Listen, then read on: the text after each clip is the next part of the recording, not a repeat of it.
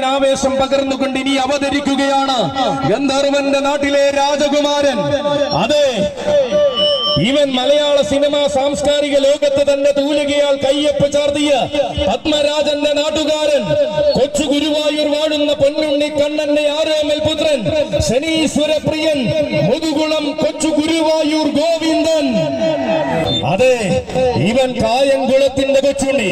തന്റെ പ്രിയ സാരഥി തുറവൂർ പ്രശാന്തിന്റെ കൈകൾ പിടിച്ചുകൊണ്ട് തിരുനക്കര പൂരത്തിന്റെ പൂരാവേശത്തിലേക്ക് വീണ്ടും വരികയാണ് ഗോവിന്ദൻ.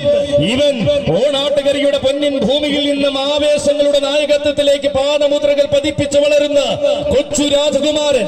ആവേശ വിസ്മയങ്ങൾക്ക് ഒരു കാലത്തും ക്ഷാമമില്ലാത്ത അക്ഷരനഗരിയുടെ മണ്ണിൽ വീണ്ടും തന്റെ നാമധേയം ആവേശമാക്കുന്നവൻ.